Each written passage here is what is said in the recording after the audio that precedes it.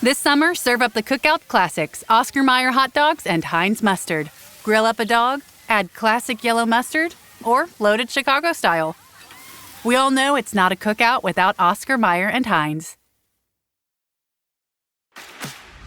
This episode is brought to you by Fox One. Watch all 104 matches of the FIFA World Cup live in 4K for just $19.99 a month with 3 days free. Build your own multi-view, choose up to 3 streams, and follow player spotlights. Stay on top of every moment with live stats, highlights, and instant replays. The FIFA World Cup, streaming live on Fox One. Offers are subject to change. See fox.com for complete terms and conditions.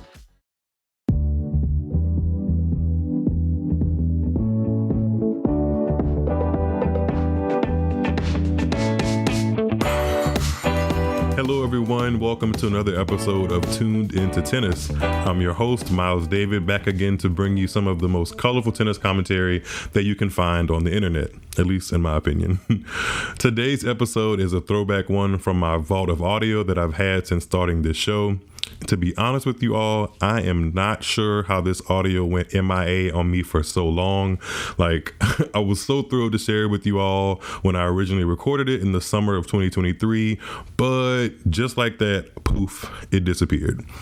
I think I was going through a transition with external hard drives and it somehow got lost in the sauce. However, the recent and continued success of this particular player made me double down and go looking for it amongst my many folders and files, and lo and behold, I found it. Yes, I have unearthed the conversation I had with Coach John Williams, current coach of WTA professional Taylor Townsend. Our chat was had off of the heels of the 2023 US Open, a tournament that saw Taylor reach the third round in singles, the quarterfinals in women's doubles, and the semifinals in mixed doubles.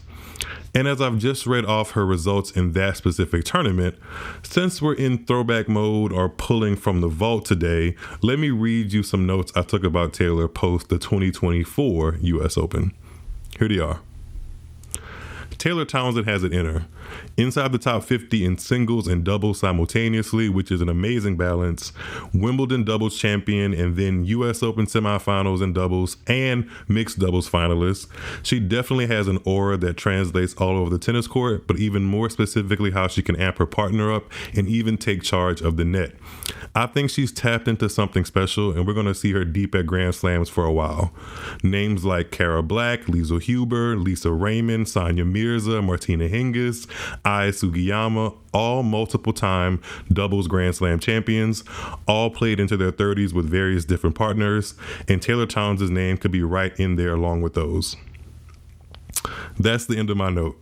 And wouldn't you know it, folks, since jotting that note down, Taylor Townsend has gone on to win another Grand Slam title, bringing her count to 2 at the 2025 Australian Open, and now sits at her career-high doubles ranking of 3 in the world. I feel like I manifested that a little bit.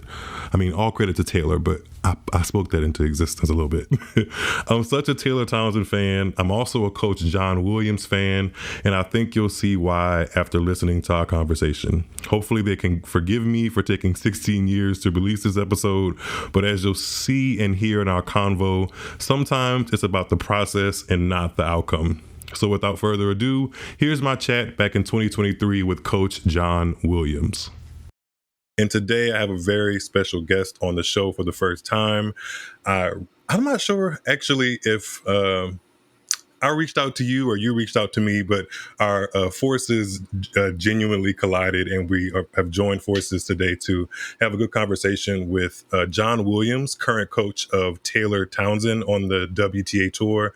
If you don't know Taylor Townsend, which I think most people in my audience do, you should, and hopefully get to know a little bit more about her story and also the story of John Williams, her coach. So without further ado, welcome to the show. John, how are you doing today? Myles, I'm doing well, and thank you so much for having me. It's an honor and a privilege whenever I get an opportunity to share either my story or what I'm doing or what I want to accomplish with people who are interested. So thanks so much for the opportunity to do that.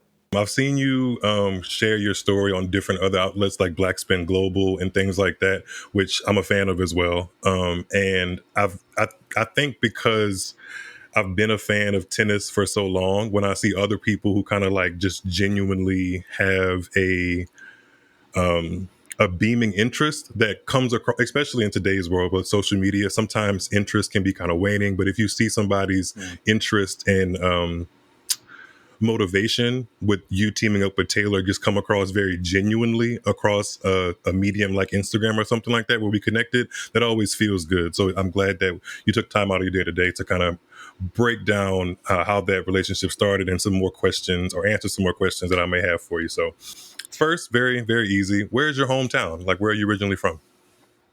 I'm actually from New York. I'm a Long Island boy. Okay. So when when we get a chance to go back, for the Open, it's always kind of like a homecoming for me. I was going to ask that, so it doesn't feel like it's too rambunctious or anything like that when you get to the U.S. Open. No, I'm. You could take the boy out of New York, but you can't take the New York out of the boy. So I'm always moving at New York pace. My brain runs at that speed all the time. I love doing business and operating at that Mm-hmm. pace, and I actually miss it when I'm gone. When I'm not in that environment, then everything seems super slow. So that's an adjustment for me. Most people have to ramp up, Mm-hmm. but I have to throttle back, and I'm not used to that. So in Atlanta right now, do you feel like it's somewhat similar No, to New York? it's slow. It's not even close. It's Well, not. people call it like I don't know if they call it the New York of the South or the Hollywood of the South. I think it's Hollywood of the South. But that fast paced energy, but like the Southern kind of drawl. But Yeah. you'd much rather the pace of New York. I understand that. I like the pace of New York when I have to get things done, Mm-hmm. because everything in New York, moves, right? When I want to unplug or disconnect, or if I'm searching for some of the kind of the other side of the coin, when I don't need to be on and I want Mm-hmm. to be off, then Atlanta is a lot nicer. But I would say I actually prefer my now new home, which is Portugal. Oh wow! Yeah, I actually prefer that much more. When did you move to Portugal? About 3 years ago. Was it just the scenery, or was it like an actual like a job or a location thing that made you move? No, it was a combination of things, kind of the perfect storm, if you will. Um, my son's a soccer player. He got an opportunity over there. We traveled there in 2019 on a family vacation, a European vacation, and we kind of settled on Portugal as the best fit for us Mm-hmm. in Western Europe. And then, preceding both of those events, we always wanted to live, my wife and I always wanted to live outside of the US at some point in time. And we just, kind of were biding our time till the children were old enough and those sorts of things. And it all kind of came together. So we made the move. It sounds like you're juggling quite a few things successfully, I have to say. But it sounds like you're juggling some things, and we'll get further into that. But you mentioned one of your children playing soccer, which kind of goes into my next question for you. It seems like tennis, although you have an appreciation for it, tennis is definitely not the only sport that you have an affinity for or coached in. So, with that being said, what is your earliest tennis memory? Either playing it yourself or coaching, either one. That's a great question. My earliest tennis memory would be actually, it would be working with, at the time, he was about 42, 43, and was, a recreational adult player. But his objective was to win the club championship in his age group. It was something that had not been done before, not because he couldn't play, but because he was constantly sidelined with little aches and pains and nagging injuries. So he wanted to basically get his body in better shape so that he could play tennis and accomplish this goal. And that was kind of the beginning for me. So you have a connection to people that are kind of like trying to get in tip top shape and get the best out of their bodies in the sport. Would you say that? I would say that's actually, my gateway into this whole sports and athletic thing. So if I skip past the part where I was actually participating, I was the participant, the quote unquote athlete. Uh huh. Once on the professional side, it was on the physical and fitness, performance side. So that's where I began, almost 30 years ago now, and that was kind of my segue in. And then through that door, all sorts of athletes came in: tennis players, hockey players, volleyball players. You pretty much, you name it. I've worked with them at some point in time. I couldn't sit here and honestly name you a hockey player. I could really like try to wring out every bit of my brain, and I couldn't name you a hockey player. It's just something I haven't Not tapped into one. yet. Not, I mean, what was that? What was that iconic movie? The Ducks, I think. But Yes, the Mighty Ducks. the Mighty Ducks is all I got. Really, Yeah. it just never something that impeded my household. But I have respect for people that have the range and the know how and the passion to kind of dip their foot into multiple different sports and still be good at all of them. So I get the energy that you would have the I guess the right and the expertise to kind of share your knowledge to anybody in any different sport, which is a good thing, a really good thing.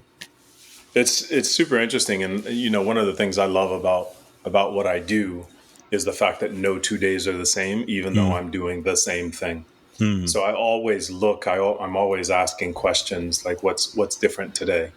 What is different today than it was yesterday? What could we do differently today that could affect or create a different outcome for tomorrow?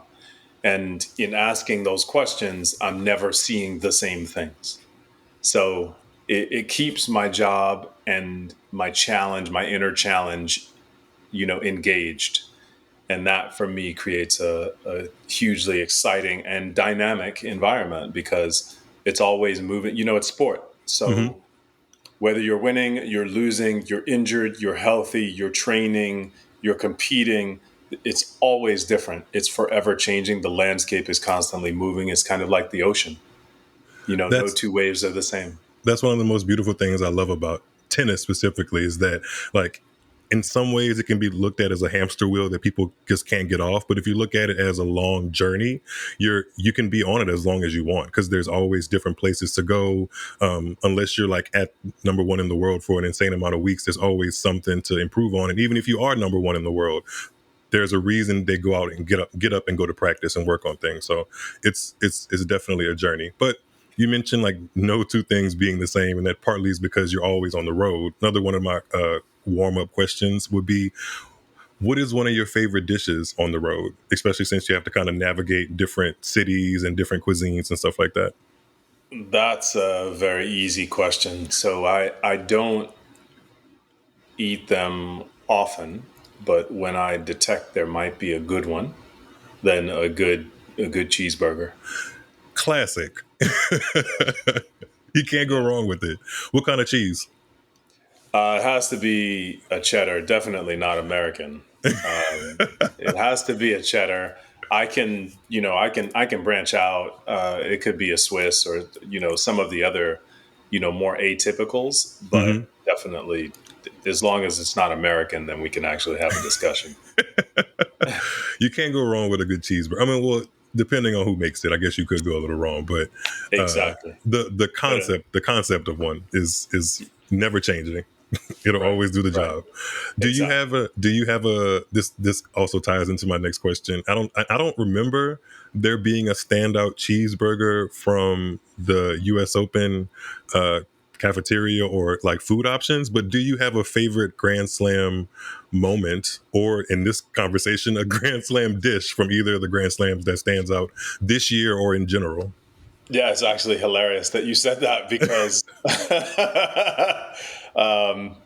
this year at U.S. Open that I discovered last year. Actually, I discovered it last year at the Open, but the cheeseburgers at the U.S. Open in New York, unreal. Oh, Unreal. And shout out to my chefs, because you guys really took care of me this year. And it was a pleasure engaging with you guys. Great sense of humor, high energy, and the order was right every single time, like 10 for 10. So, but I ended up having, I think I had the cheeseburger maybe 3 times in the 2 week, 3 or 4 times in the 2 weeks that I was there. But it was, yeah, it was exceptional. So, and I'm a bit of a foodie. I like to cook. I'm a nerd when it comes to, Mhm. deconstructing things in general. I have an engineering mind, so I always like to know how things work. But the seasoning on their flat top, the grind of the ground beef, the accoutrement that they paired it with, it was fantastic. It was And was that a for was that an exclusive to the players in the camp of the players, or was that for everybody, like no, that was guests that and was stuff? player dining. Okay, So okay. I don't know what it was like outside on the ground. We're stuck with the regular old, the ground chuck. Yeah. But yeah, I was quite pleased. I recommended it to a bunch of people. I was like, "Hey, you have to try the cheeseburger here." you, Taylor honestly declined that, and I don't know why. I'm actually going to give her a hard time about that now that I'm remembering, she because declined the cheeseburger. she declined the cheeseburger. She did get the steak several times, but which I also heard was very good, but she declined the cheeseburger. Yeah, I might have to side with her. As much as I love a cheeseburger, if somebody's giving me the option and Mm. it's like in my per diem or something like that, I might side with the steak. I might side with the You steak. have to, but you at least have to try the burger. I mean, Yeah, she okay, knows how fair. I am with food, and if I make a recommendation, then it's a strong recommendation. It's not She a casual one. she So flies with it. Do yeah, you ever give her recommendations on where to keep her trophies or memorabilia that she kind of gets from all of her stuff on the road? yes, not in my luggage. I ended up transporting a few pieces back from Australia, and then I think there was something from Italy. So it's a very good argument to have, Uh-huh. because if you're getting trophies and the worst part in your life is figuring out how to get them back home, that's a good thing. How'd you guys So get that Cincinnati vase back home that you won a couple weeks ago? I encouraged her to encourage them to ship it. Ah, okay. Yes, because it was That's a nice sizable. vase. Yeah, yeah. It It's was not like a, sizable. and I think correct me if I'm wrong. You might know more than I do. I think the Grand Slams have pretty much built up a repertoire of giving out. Uh, what's the correct word? A lesser size version of the actual trophy, but I think the Yeah. actual WTA tour events give the actual, like, the one that they're holding is the one they get to go home with. And sometimes, like in Cincinnati, it's definitely not something you can just kind of put inside your carry-on. No, no, again a great challenge to face. So, but it That had means some you're size winning. to it, for sure, for sure. That means you're winning. I'll How take was that challenge every day. how was the how was the vibe after Cincinnati? Because I watched that doubles match with Taylor and Alicia Parks. I Hmm. wasn't there live, but I watched it live on television, and it felt like they had a really really good natural chemistry, especially considering what Taylor had said in the trophy presentation speech, that they kind of just linked up with each other via Instagram. It wasn't her typical partner of the season in doubles, Leylah Fernandez. So what was the vibe like in and out of competition there? Yeah, it was good. Alicia's cool. We actually haven't had a bunch of time to interact like one on one. But Alicia's cool. I know her dad, and it was a good vibe. They figured out a lot of things on the court, which was good. Part of the challenge, whether you're playing singles or doubles, is your ability to problem solve Hmm. at a at New York speed, right? Great callback. Great So callback. being able to problem solve, real time, and find solutions, being solution oriented, and they had to do a lot of that on the court, live in the match. So the success of that process, I think, is evident in the results and the outcomes.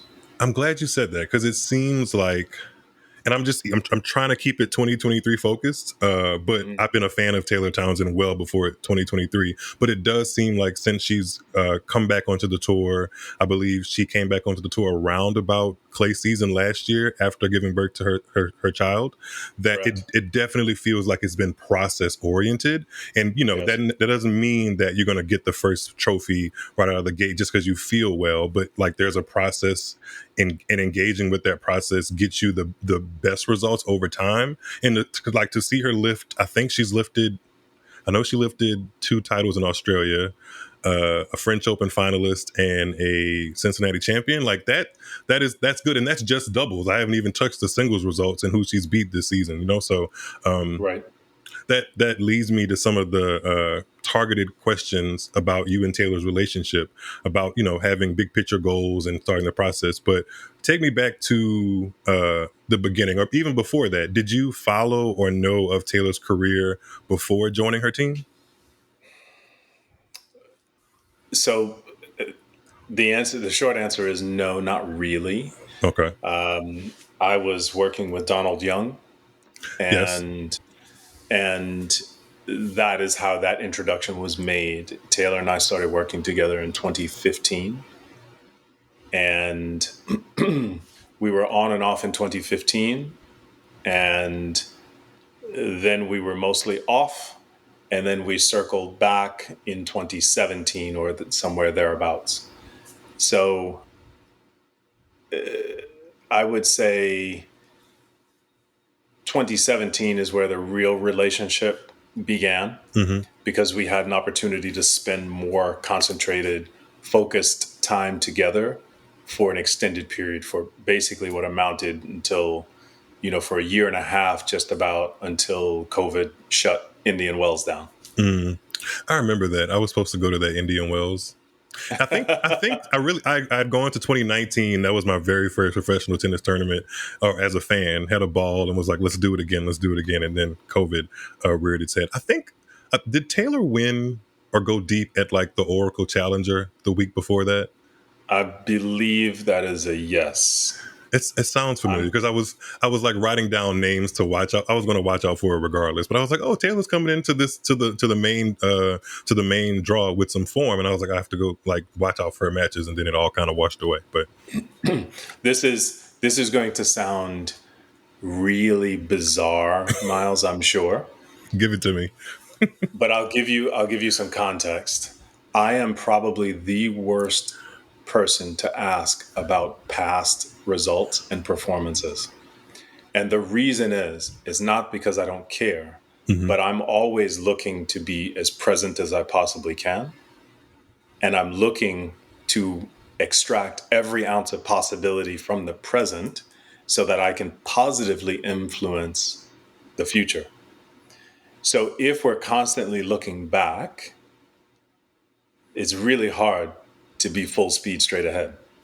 You can't always look. You can't be full speed ahead if you're always looking back over your shoulder. I get that. It makes sense. Exactly. So I look for the past to extract the data that I need in order to be maximally effective right now, and to continue and propagate growth for what's happening after now. But I want to stay here.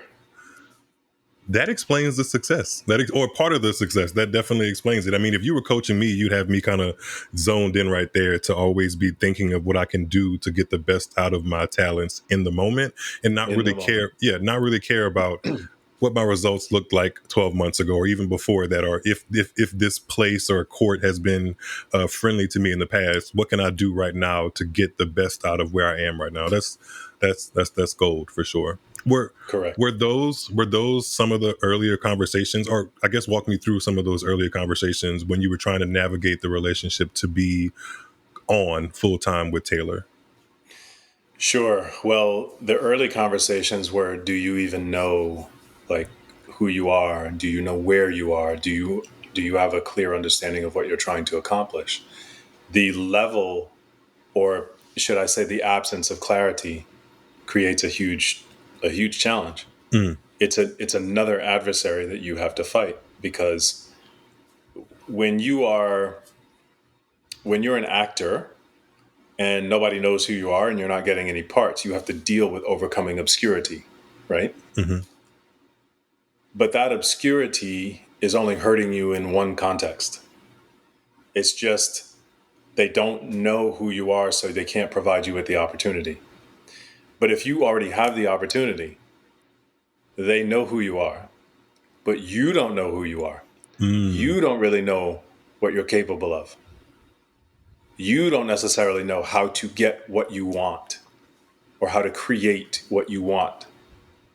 Now you have 3 or 4 adversaries that you're fighting, and and it's not for lack of opportunity because you're already there.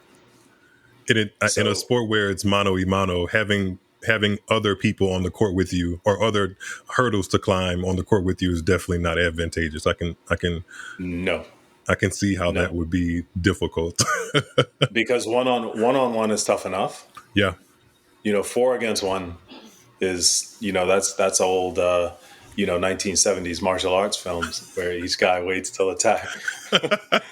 you know Is that something you kind of had to break down with Taylor and kind of refine who she is as a person, or help her do that, or help her along that journey? Yes, 100%. So that's the beginning. We always start at the beginning, and the beginning is, who are you? What do you want? And how much do you know about what it's going to take to get it? Wow.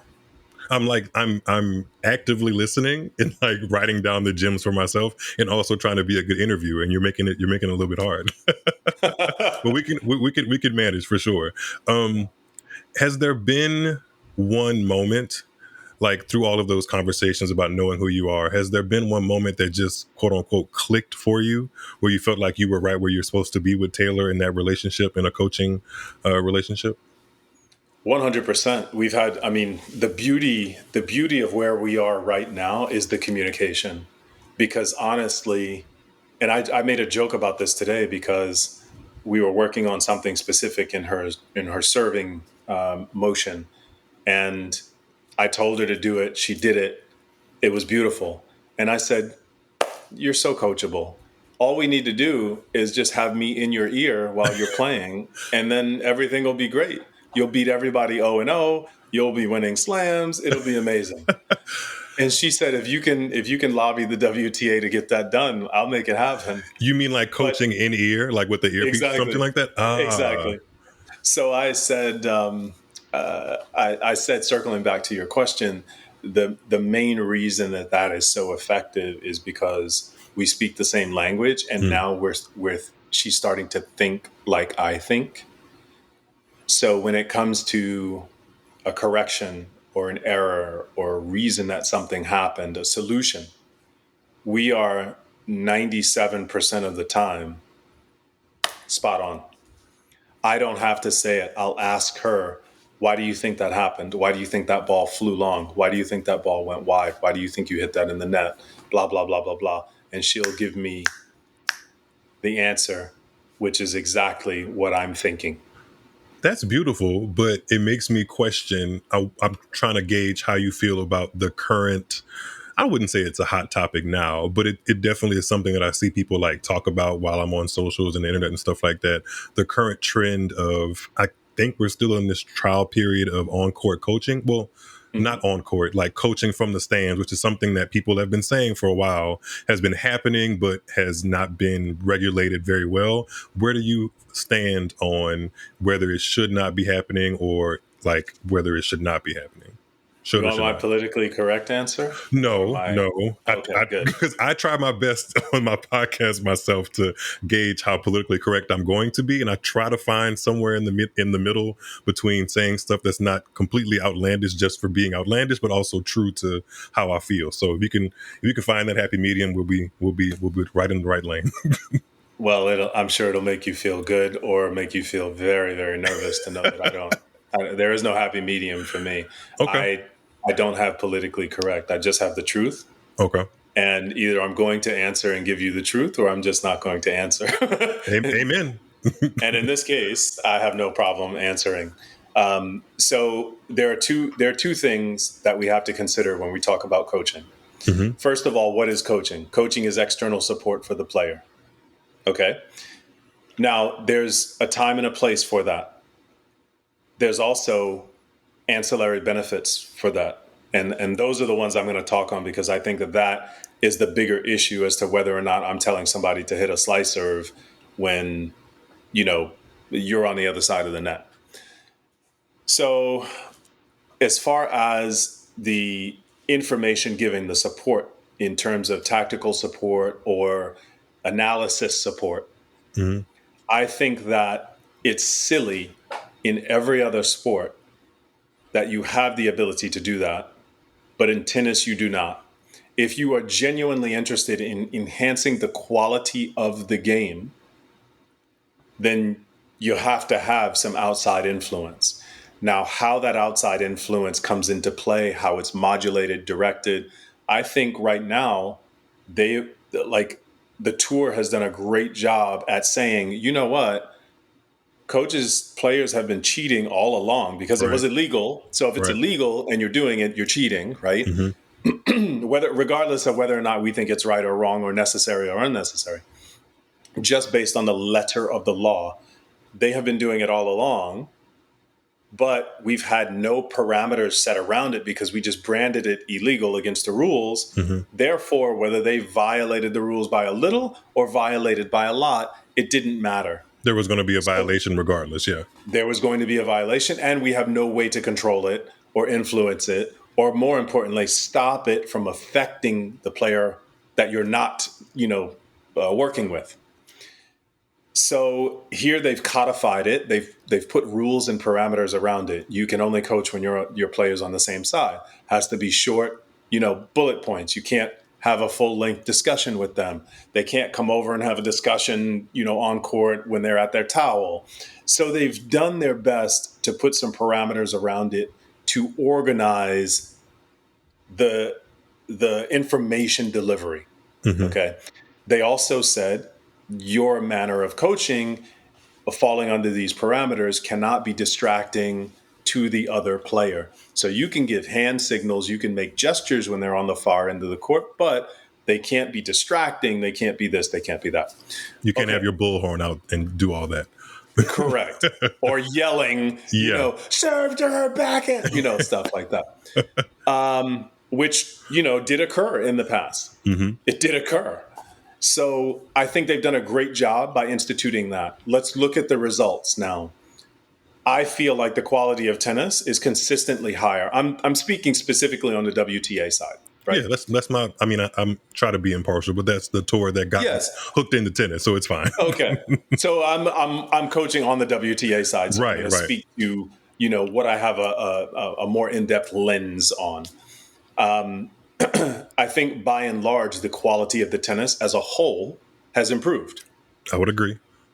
Also, and this is to the second point that I will make that's, in my opinion, larger and more substantial than the first. When you look at the overall health and psychology of the player, if you have someone on your team reminding you that, hey, you're okay, take a breath, you're good, or you got it, keep fighting, whatever that is, you're still supporting them, but you're supporting them now in a different way, a way in which you would not be able to do real time. You would have to wait till the damage was already done. Right. So they already dug themselves in a hole, till they were already in a pit of despair, till they were already feeling a sense of hopelessness. And then you would have to try to correct that post-match. And the damage is already done, like you said. The damage is already done. The L has been taken, yeah. Exactly. So here we have an opportunity to follow through, to take actually legitimate action on the preservation, the concern, and the physical intervention toward better mental health in those moments. Why would you ever consider going a different way? I think some people are very stuck into the traditionalism of tennis, and like you said, you made some beautiful points. I can't think of a sport where it's encouraged and allowed to have coaching, but in the heat of the battle, be told you can't utilize it.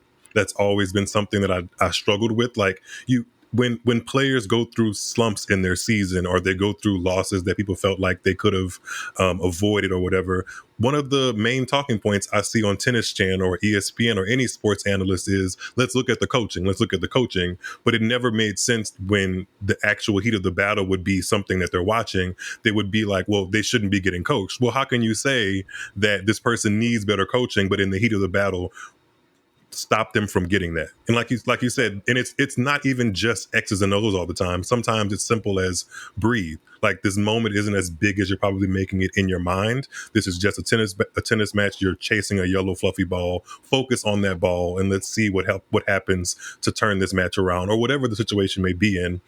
To encourage people to travel around the globe with a team and then not have that team be effective in the moment just didn't really make sense to me. So I'm glad to hear that you are understanding of that process, and that the WTA Tour has kind of come around to being, I guess, on the right side of history when it comes to that, because a lot of it was just tradition and people thinking that tennis was somehow above coaching, and that everybody that was a champion was just always figuring out things on their own, when in actuality that wasn't the case. Even if it was illegal, there were people behind the actual athlete in the performance, whether they were, unfortunately having to wait until after the damage was done, or subtly doing it in match. It was happening, so Correct.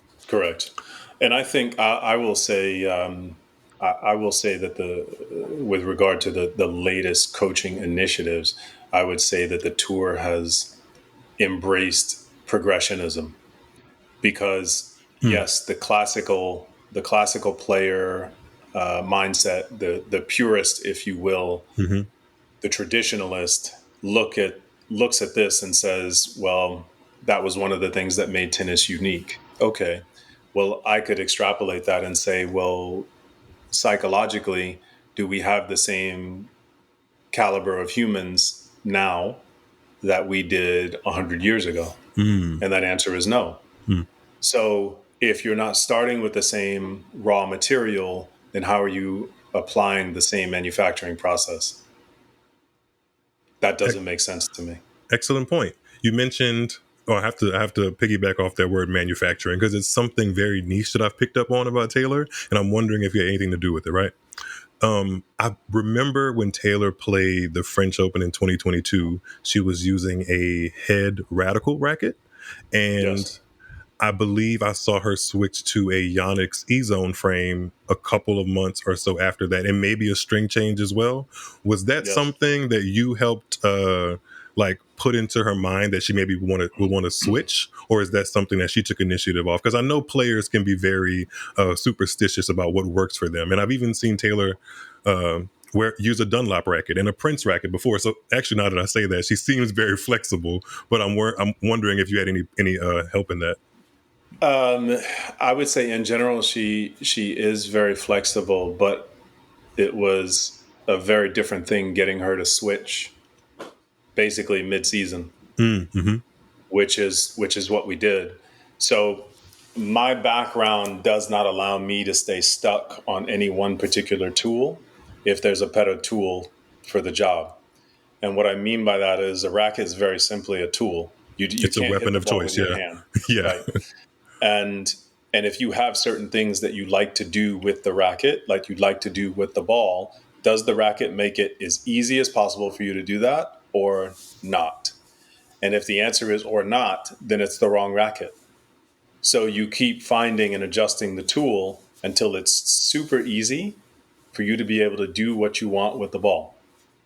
There's a couple of players I feel like that should hear that, just from not even being a super Yeah, analyst person. But sometimes I look at same. the trajectory of how the ball comes off their racket or how they play, and I'm like, that's probably there. Even if I don't know what it is, I can imagine that there's something that will probably help you instead of it being footwork or taking pace off your shots. It actually might be your weapon of choice, but tennis players can be very rigid in their thinking. So I'm glad to hear that Taylor isn't like that. And I mean, the results have shown, it's hard to do in make a shift mid-season about something that you literally use day in, day out. But sometimes if you don't make that switch, you may be sacrificing success, 100%. And this is not to knock head or praise Yonex or Mm-hmm. this is not I'm not throwing stones at any manufacturer of any piece of equipment. Right. It's for me, like I said, it's very, very simple. It's, does the tool allow you to do your job in the easiest form and fashion? Because why should you have to work to use the tool to get the job done, right? It's So it already should, hard enough out there. Like, it's already hard enough. So let's make everything around us, all our periphery, aligned for one common goal, and that is for you to be able to do what you want when you want.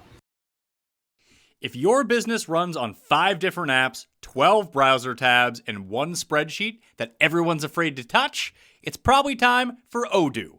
Odoo is an all-in-one business management software that connects every part of your business into one powerful, easy-to-use platform. So instead of wasting time switching between disconnected systems, your entire business works together in real time. Your team moves faster, your data stays accurate, and you can actually focus on growing your business.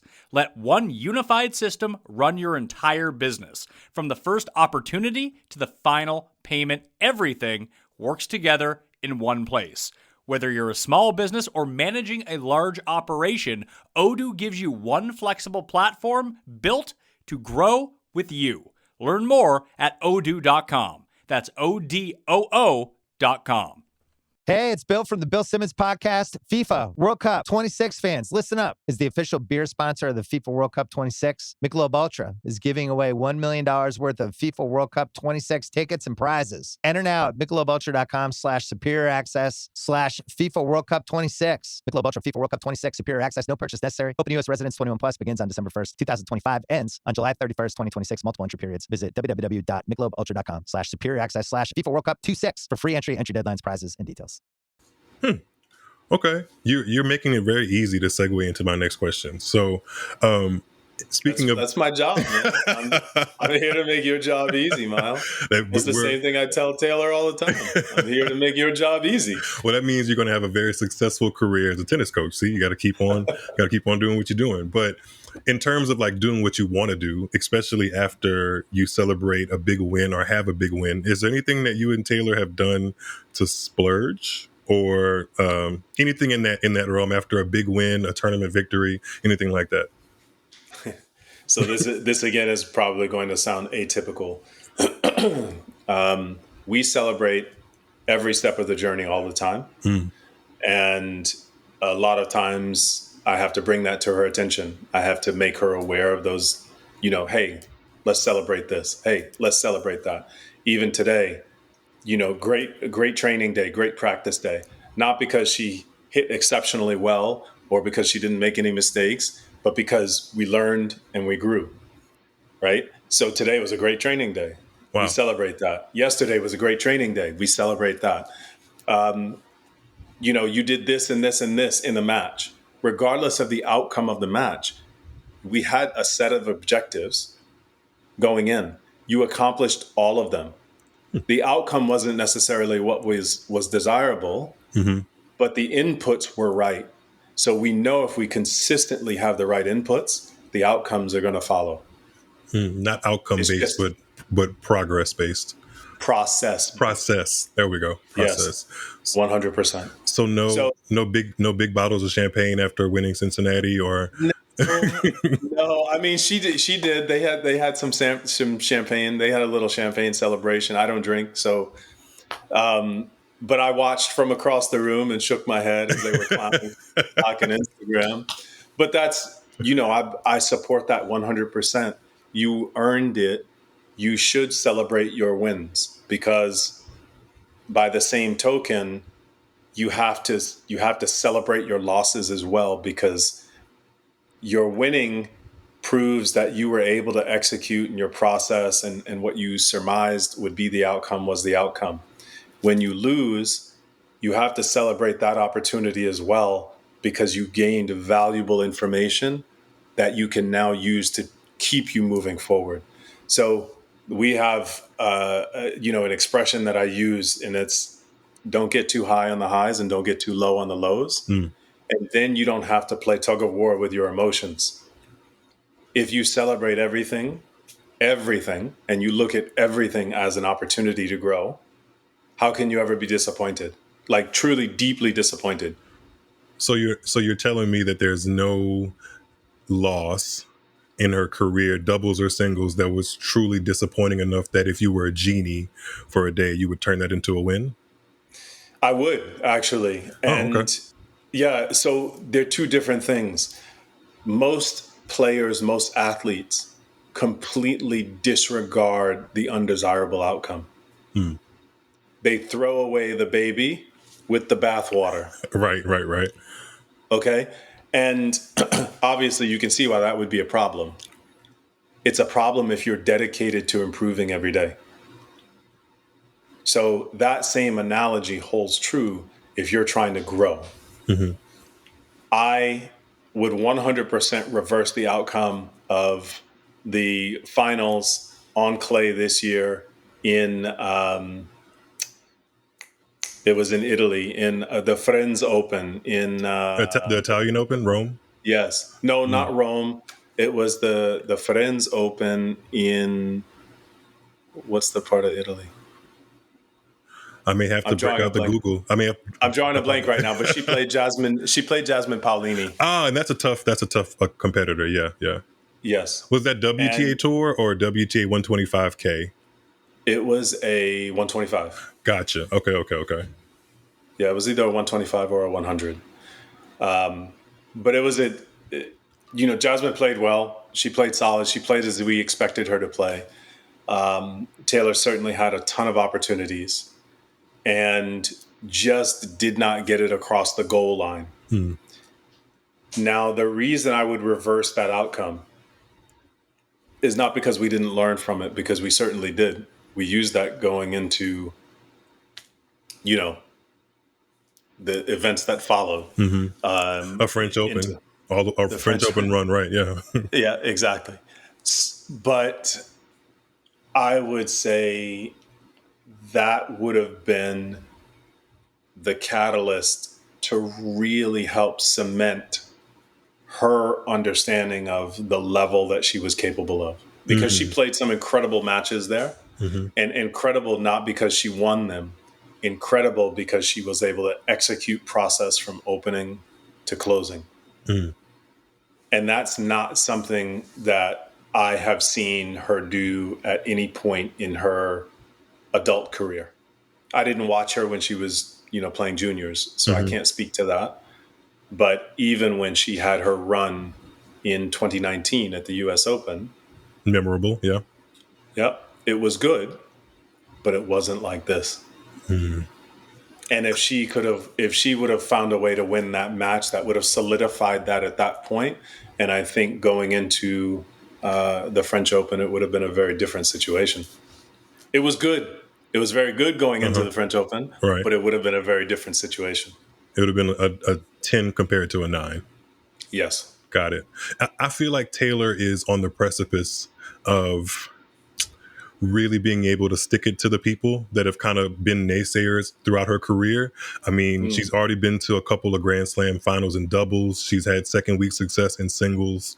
Like you just mentioned, getting to the finals of a 125K event is no easy feat. So there's definitely a lot of things leaning in her direction. I've always been a fan, but I think she's just like we just said, that 9 to a 10 for being able to be like, yeah, this is the kind of player I am. I'm a top player. I think she said it in her interview when people were kind of asking her if she has to sacrifice some things to play doubles and sacrifice others to play singles. She's just a tennis player and she's darn good at it. And I think it is amazing to see the strides that she's made, but it's going to be even more amazing when she gets that moment where everybody, even the naysayers, can be like, yep, this is Taylor Townsend, and a darn good tennis player she is. So Right. I'm glad that it feels like we're on that trajectory, and I'm glad that you feel like, you're helping towards that for sure.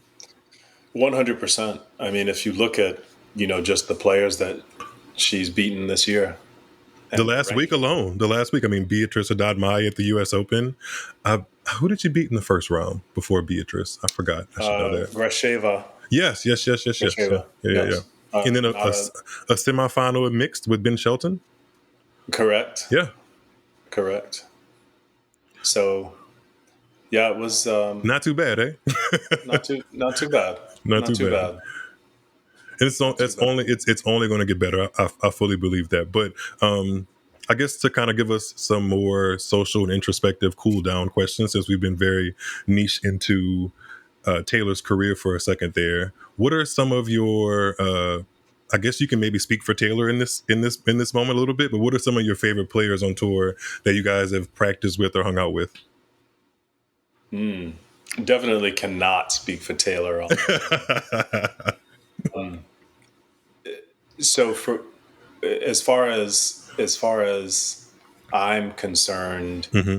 I look at, and this is just me and my background. I treat everyone as a human Hmm. first.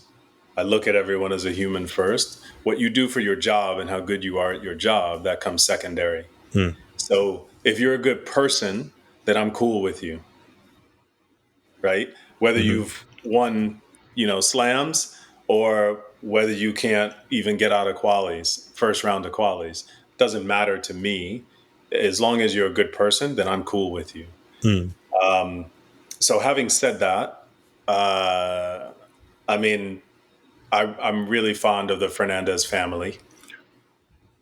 Layla, her sister Bianca, her mom and her dad, they're all great people. I care for them a great deal. They're very nice and they're kind. I get that vibe every time I see the Morgan Stanley commercial Layla features in. I see it quite Yeah. often, but I don't mind it at all. Yes. It gets me going. Let me see. Beatrice Haddad Maya is a nice person. Ans Jabur, super cool. Yeah. Super gracious in victory, super humble when not on court, Hmm. and equally gracious in defeat. That is a huge compliment Because to not anybody everybody's like playing any game. that. 100%. 100%. Let me see who else. Luisa Stefani. We had some time. We had some time to hang out with them in Australia. I That's believe Stefani just lifted the women's doubles trophy with Dabrowski.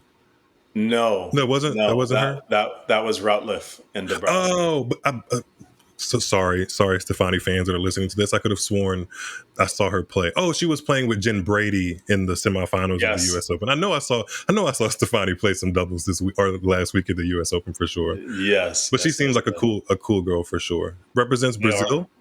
Brazil, Yeah. correct. Okay. So her and her team, all very cool. Um, Obviously, the darker pigmented contingent on tour. I don't think in all the ways that I try to describe melanin on this show, I don't think I've ever heard that one. That's a great one. Love all my people. Hmm. I would say some standouts there on the men's side. I'll start with the most recent and then go further back. But Chris Eubanks is super cool. I've Yeah. known Chris for some time now. We actually traveled together.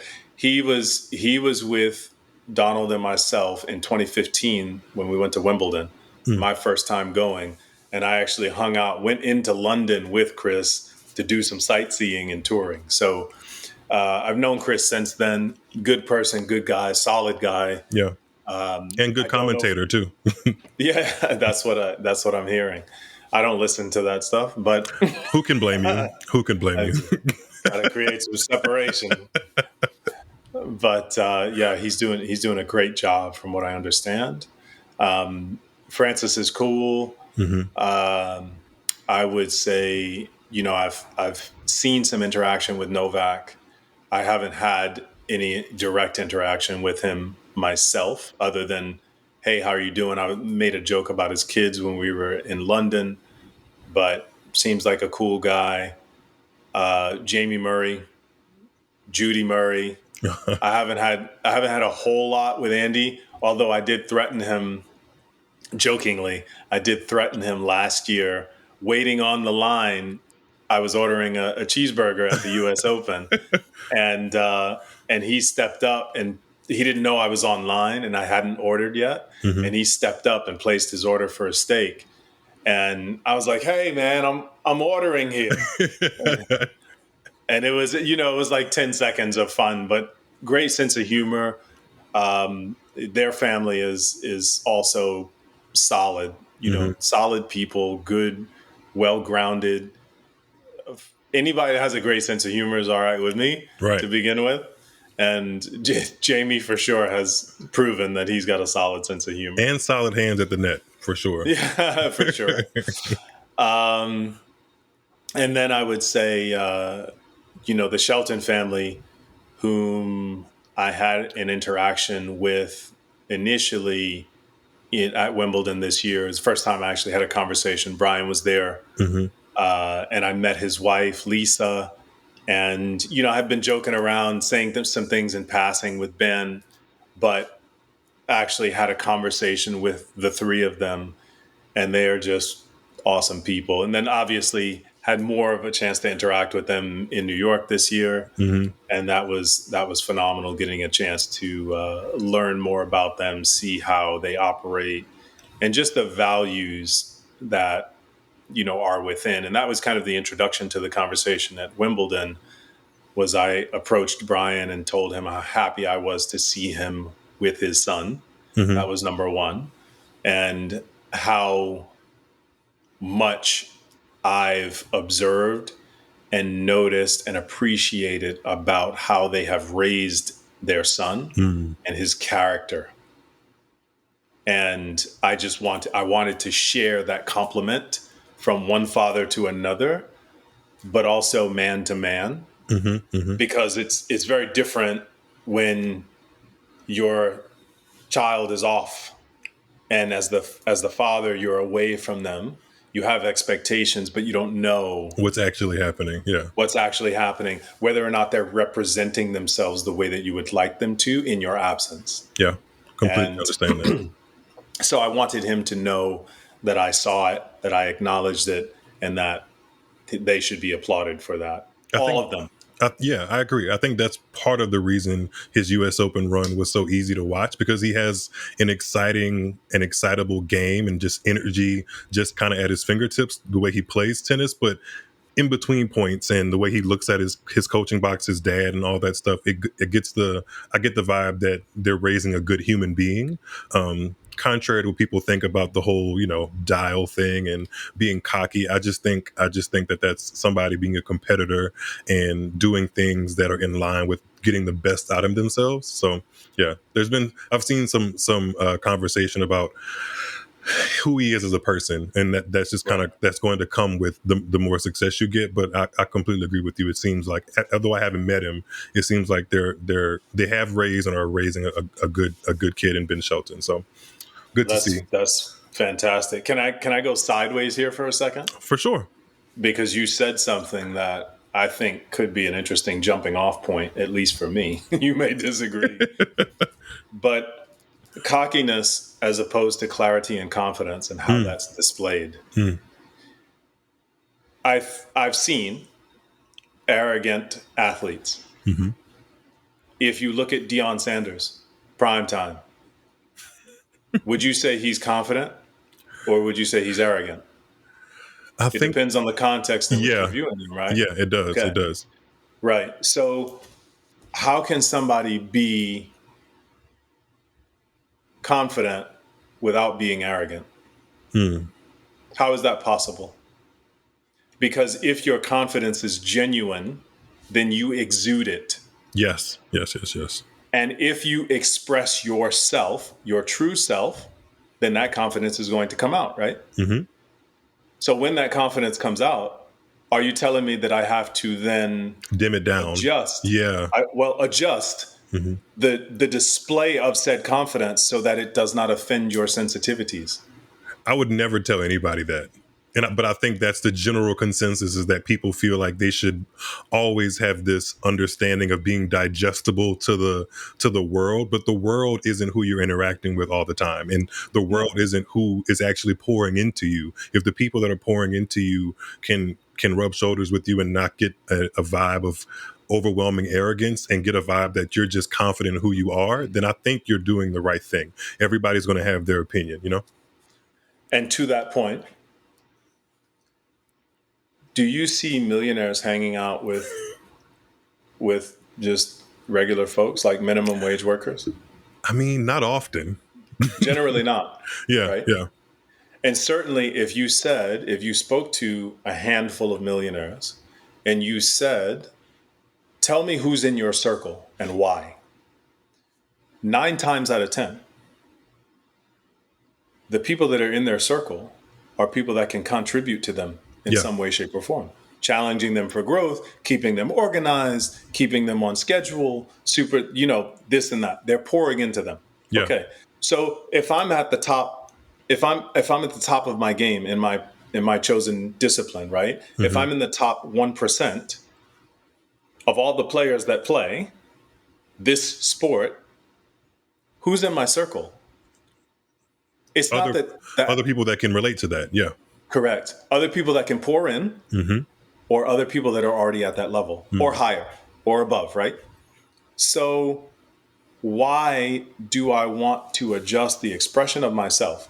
Why do I want to modify, regulate, subdue the expression of myself to suit the sensitivities of the 99 percentile? Mm. I'm not you anymore.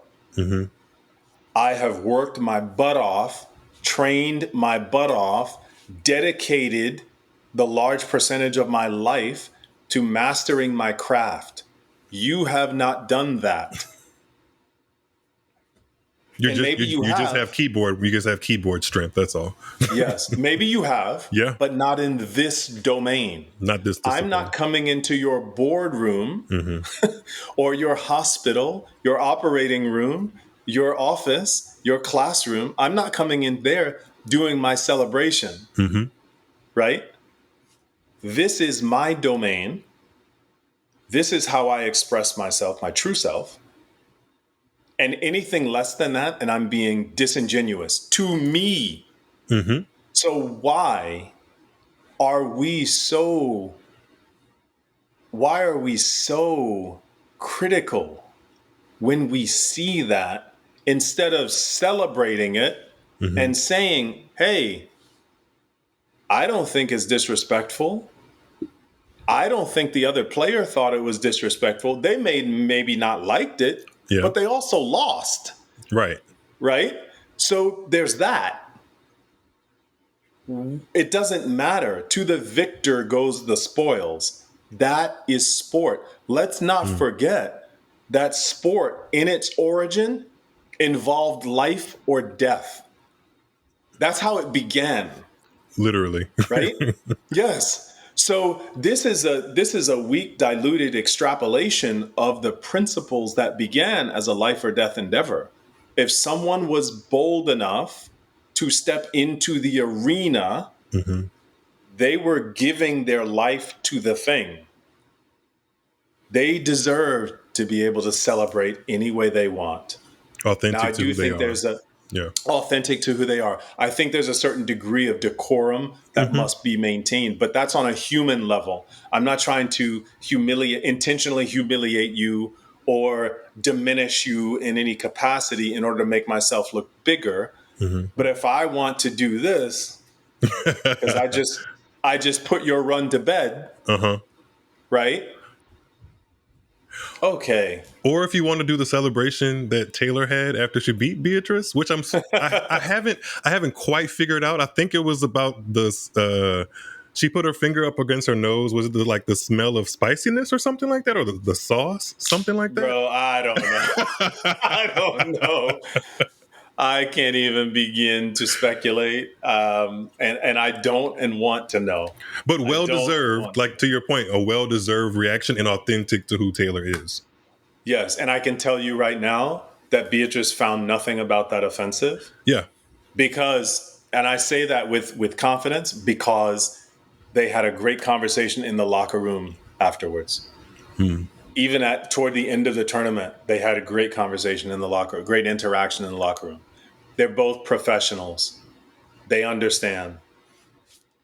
And she would have had her own version of victory in her own authentic way had she won that match too. So yeah, I think there's 100%. Mutual respect. Yeah. 100%.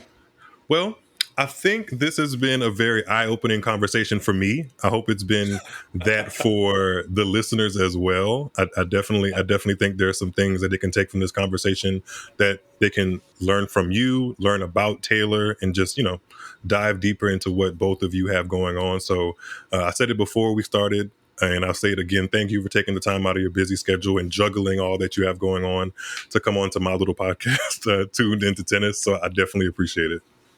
My pleasure. My pleasure. And I thank both you, Myles, and your Tuned Into Tennis audience for taking the time to spend with us and hear what some crazy guy had to ramble on about.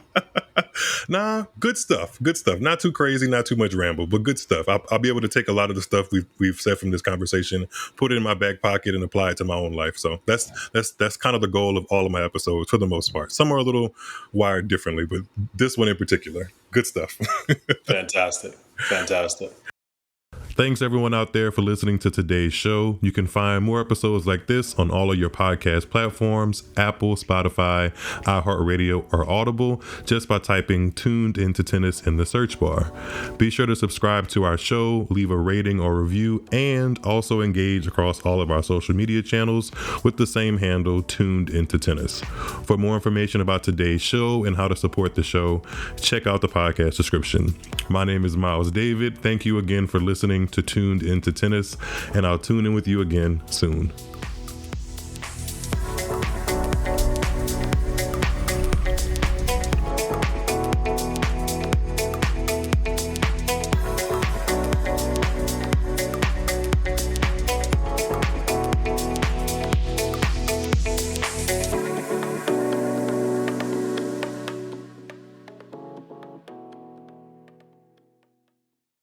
Out here, if you're doing nothing, you're doing everything right. Though on a cruise with Norwegian, even if you're doing nothing, you're still basking in the warm sun, enjoying the peaceful ocean waves. You're breathing.